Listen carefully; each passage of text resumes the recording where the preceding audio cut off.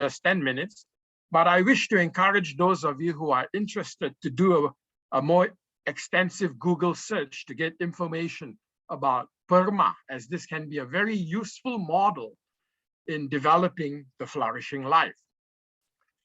Now, Seligman's PERMAH theory of well-being attempts to identify 6 important areas that, if you pay attention to, can help you to flourish.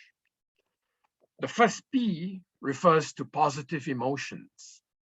Then E stands for engagement with life.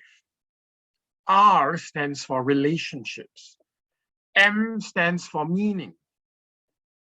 A stands for accomplishment. And H stands for health. Okay? So the goal of the PERMAH model is to provide an evidence-based approach that aims to improve happiness and well-being, as well as decrease anxiety, depression, and stress.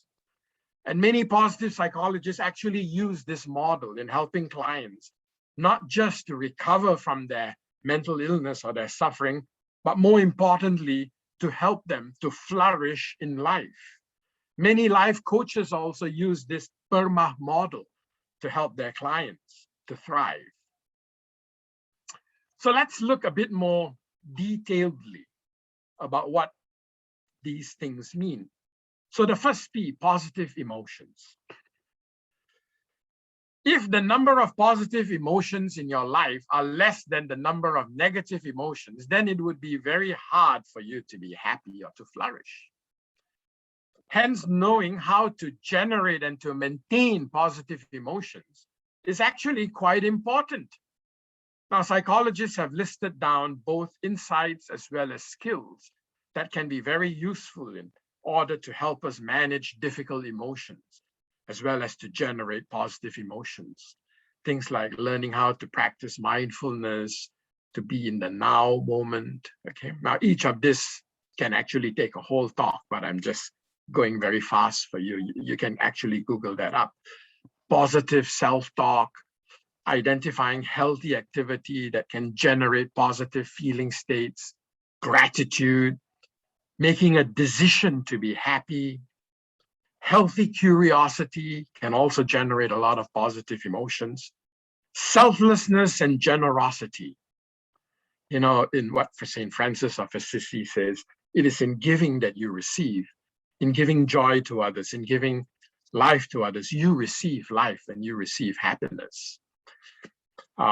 Having a storehouse of positive memories to draw from anytime.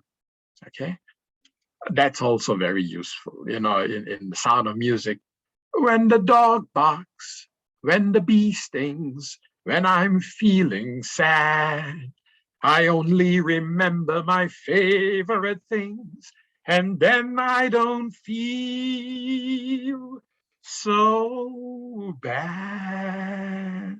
There you go. Having a storehouse of positive memories you can draw for helps. So let's look at the next word, engagement in PERMAH. The first one, P, is positive emotions. Now E, engagement. Consciously choose to engage with life. Don't allow yourself to be forced or coerced or manipulated into doing anything. Make a decision that whatever you choose to engage with, you will give it your best. If you are going to be a parent, give it your best. If you have decided to study, give it your best. If you want to do this particular career, give it 100%. Be aware of internal resistances within you and work through that so that it does not sabotage you. Now, in engagement, it is important to plan. You know, you've heard the saying, if you fail to plan, you plan to fail. Good wishes alone not enough. To be able to engage well with things, you have to actually plan it out well. Love what you do. I don't know who said this on Facebook, but love what you do and you won't have to work a single day. Because when you're engaged with things that truly are coming from your soul, every day will be very fulfilling for you. Won't be a chore. The third alphabet in PERMAH is relationships. Identify relationships that inspire and spark joy for you. Cherish them. Now, this next one is important. Be mindful of toxic relationships that diminish you. Choose your friends well. Now, I know sometimes it's not possible, especially if you have toxic people in your family. You can cut away your father or your mother or your brother or your sister. But I think there are things you can do to minimize their toxicity from poisoning your happiness. Okay? And one of the ways you go about that is to cultivate interpersonal intelligence, or emotional intelligence, how to relate well with people. Interpersonal intelligence refers to one of the 7 types of intelligences that Howard Gardner in, I think, 1991, I think he was from Yale University, he identified the 7 different types of intelligences. And one of them was interpersonal intelligence, knowing how to get along with people. Cultivate empathy and the ability to pick up people's feelings and moods and dispositions. Your relationships in some ways are as good as your capacity to feel for others. One of the reasons why a lot of people cannot have deep relationships is because they are not able to feel and enter into the experience of their friends. So they come out as being very cold, very clinical, very unconcerned. And think about it, the people whom we love most are those who understand us, isn't it? So if you want good relationships, it serves you well to empathize and know, how to understand what your friend is going through. Practice compassion and loving kindness. Understand give and take, or what is called mutual reciprocity, because friendships that are one way don't last.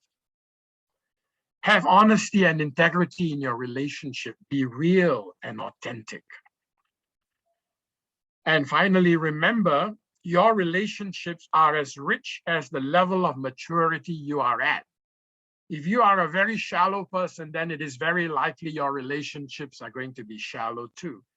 So deepen your level of maturity and you'll find that you draw more mature people to yourself. M, meaning, or what earlier I said was ikigai. So be clear of your values, what is important to you and what gives you your highest meaning.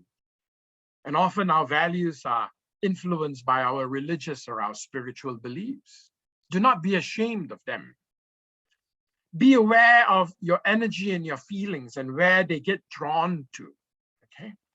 Listen to your inner wisdom guiding you and inspiring you to what you must do.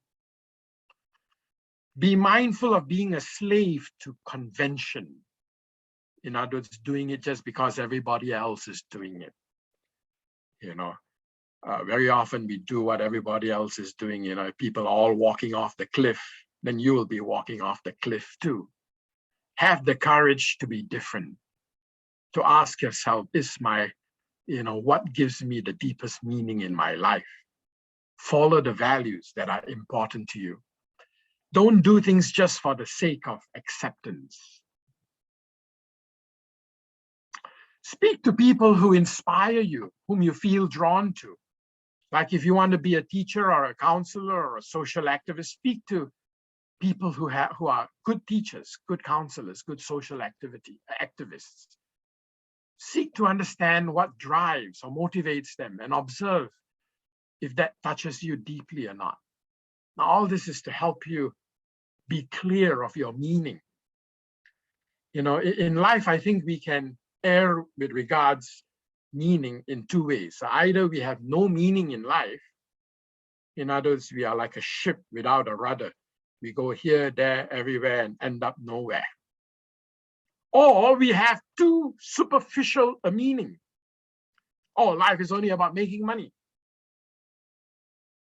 And we spend all our energy doing that, or life is all about just excitement and partying and pleasure.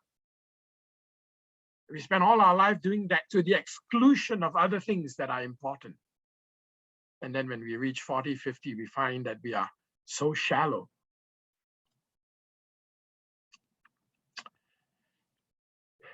A, PERMA, accomplishments. Nothing like little successes to make us feel good, isn't it? Choose activities and tasks that are realistic, but are also incrementally more challenging and complex, so that you can not just succeed, but you can also progress and evolve to the next level. Recognize the importance of stepping stones. You know, do not be impatient about the little steps. Some people want to get to the end very quickly, and they become very impatient with the little necessary steps that you might need to take in order to get there. So if you are impatient, sometimes you can sabotage your whole journey. You know, a lot of great people started off washing dishes, you know, sweeping the floor, menial jobs, but they never saw it as menial. They saw it as stepping stones. Okay. Praxis. Plan, execute, evaluate, replan until you get better and better with what you do. And that's how you accomplish higher and higher levels. To become more accomplished, you need to seek mentoring and healthy guidance. And finally, recognize that the only mistake that is really a mistake is one that you learn nothing from. So even mistakes can be great stepping stones to accomplishments. So that's PERMA. And finally, H, according to Selligan's model, H refers to health. Understand the relationship between chronic stress and health, okay? As I said, understand what the allostatic load that Elizabeth Blackburn talks and how it affects our DNA actually. Pay attention to your mental health and self-care. Take the effort to research how to be healthy. Now, healthy living does not happen just like that. It involves knowledge and intentionality. Healthy eating, eat less meat, more vegetables, less free radicals in your food. Use your food as medicine. Understand the internal biome, good and bad bacteria, and what you can do to increase good bacteria in your body. You know, taking things like kombucha or kefir or yogurt or, you know, kimchi. Good bacteria. There's a lot of research. I could give a whole session about, you know, good bacteria and its relationship even to mental health. Exercise, both aerobic and muscle strengthening exercises. Burn calories, but also keep strengthening your body, your muscles in your body. Because as you grow older, like me, you know, often gravity is a bummer, you know, it pulls down the muscles, the skin, things start sagging, the organs start sagging, it becomes weaker and all that. And then you find all sorts of aches and pains. But if you take the trouble to continue to strengthen your muscles, you find that your posture remains sturdy and you feel much better. In fact, there's a lot of research showing that posture has a lot to do with happiness too. Okay, so that's the PERMAH model of Martin Seligman. Now, this brings me to the end of my lecture, and I hope that it has helped you to understand what the flourishing life is. And that the flourishing life does not just happen just because, oh, I want to have a flourishing life. There are many things you need to do, okay, in order to have this life and life to the full. So thank you.